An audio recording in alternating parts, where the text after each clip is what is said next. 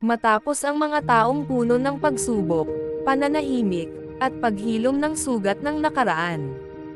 Isang bagong kabanata ang muling isinulat sa buhay ng aktres na si Carla Abellana. Ngayong araw, sa isang tahimik ngunit makahulugang seremonya, si Carla ay muling humarap sa altar. Hindi para balikan ang nakaraan, kundi para yakapin ang bagong simula.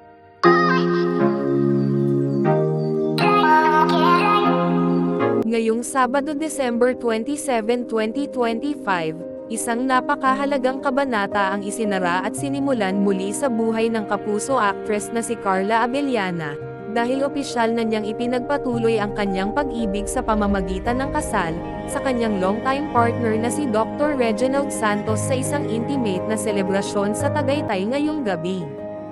Sa diretsong pagtungo sa bagong yugto ng kanyang buhay, si Carla, na kilala sa kanyang husay sa pag-arte at tahimik ngunit malalim na puso, ay nagpakita ng inspirasyon, determinasyon, at tunay na saya habang tinatanggap ang pag-ibig at commitment na ito sa piling ng mga pinakamalalapit sa kanya.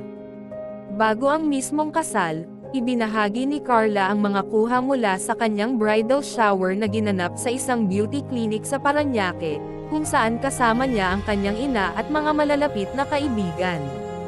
Makikita sa kanyang social media ang mga candid moments ng tawa, pagpapahinga, at special bonding kasama ang mga espesyal na babae sa kanyang buhay, isang masayang paraan para planuhin ang pagharap sa altar. Sa kanyang Instagram story 2 araw bago ang kasal, nagpost si Carla ng caption na, "Last Christmas as a Miss", na malinaw na hudyat na ang kanyang puso ay handa nang tumungo sa bagong buhay kasama ang kanyang minamahal. Ngayong araw, nagtipon-tipon ang pamilya, mga kaibigan, at pinakamalapit na kakilala ni Carla at Reginald sa Tagaytay para saksihan ang kanilang maligaya at intimate wedding ceremony. Bagaman maliit ang selebrasyon at pribatibo sa media, ramdam ang pagmamahalan at commitment sa mga sandaling iyon na nag-iisa at tunay para sa mag-asawa. Hindi gaanong ibinunyag ng mag-asawa ang listahan ng mga dumalo o kung sino ang mga kilalang personalidad na naroroon, dahil pinili nilang ituon ang pagdiriwang sa kanilang pamilya at pinakamalapit na mga kaibigan, at hindi sa malawakang media coverage. Ang kasalan ni Carla ay hindi lamang isang pagdiriwang ng pag-ibig kundi isang simbolo ng second chance at bagong simula. Matatanda ang kanyang nakaraang kasal sa aktor na si Tom Rodriguez ay nauwi sa divorce, kaya't ngayon ay mas pinili niyang maging tahimik at mas personal ang kanyang pagharap sa pagmamahal at commitment.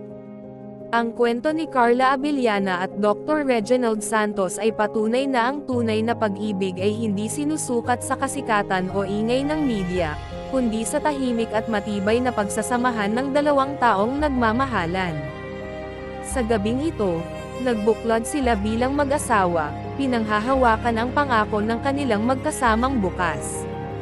Congratulations, Mr. and Mrs. Santos!